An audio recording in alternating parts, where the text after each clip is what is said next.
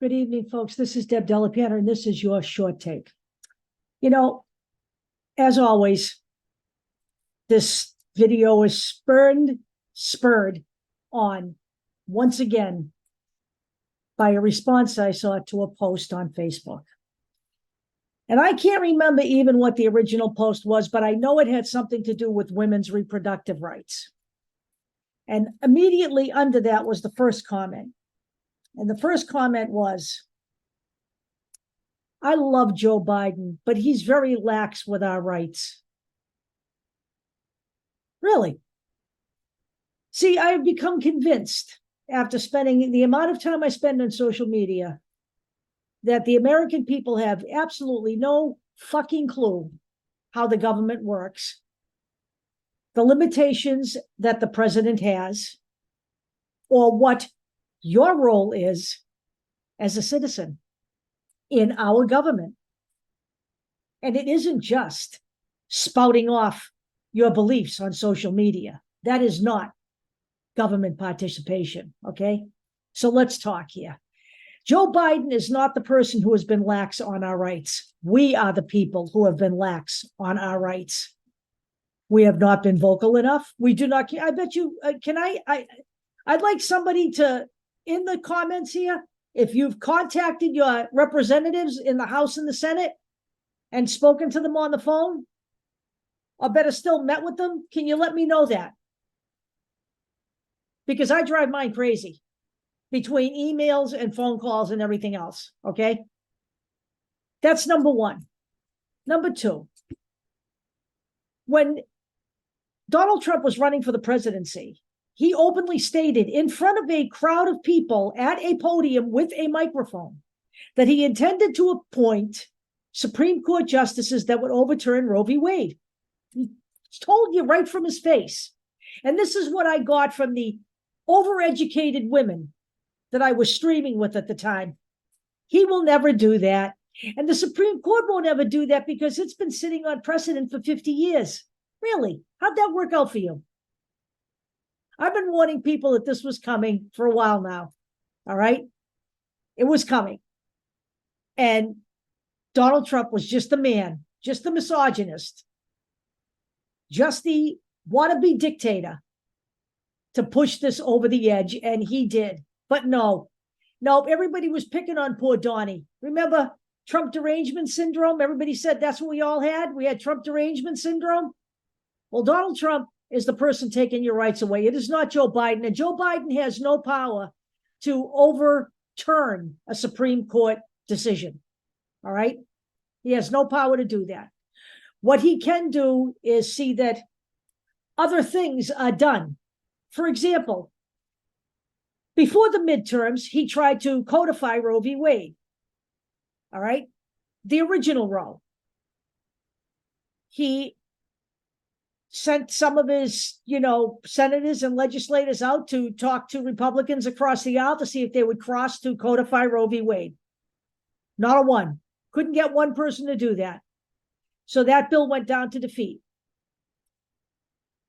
Then the midterms came, and he told you exactly what he would do. He vowed to codify Roe v. Wade if we could hold the House and expand the Senate so that we could put legislation into the books to make a woman's right to seek an abortion the law of the land. We lost the House and we expanded the Senate by one seat. One. We lost the House because 52% of registered Democrats are the only people who went to the polls to vote, even though they saw everything that happened on January 6, 2021, the same as you and I did, even though the Supreme Court didn't indeed overturn Roe v. Wade. Somebody stayed home. I don't know who it was, but I find that appalling. And I especially find it appalling given where we are right now. We are on the very precipice of authoritarian rule, whether you want to believe that or not. He has already told you what he's going to do if he's reelected. I am your retribution. I am going to consolidate power to the presidency. That is authoritarian dictatorship kind of shit. And I still hear people saying they're not going to vote in 2024. Do me a favor. Don't come whining to me. You're not going to have a sympathetic person right here, okay? So let me explain this to you. After Roe v. Wade was overturned, Joe Biden went out and made oral abortion medication more widely available until a group of right-wing anti-abortionists got together and challenged the FDA's approval of mifepristone, saying that they overstepped their boundaries in the way they dispensed it and the changes they made to its status, that they overstepped their bounds. So this is now languishing in the courts. Joe Biden, by the way, first of all, there was a Texas judge who put a stay on the drug so that it could not be used. And that was challenged by the Biden administration in court.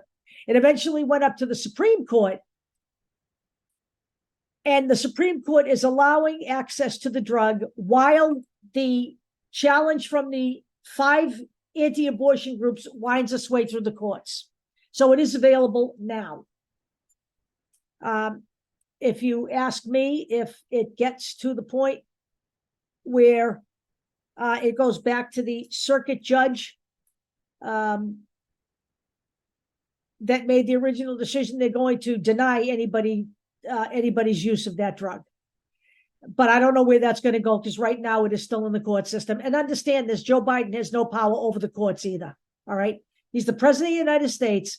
He's not a unilateral dictator who can just say to the Supreme Court, well, I don't agree with your ruling. I can just make it available. I can make abortion legal in this country all by myself. That's not the way this works, okay? It is not. So I am urging everybody out there to take part in your government.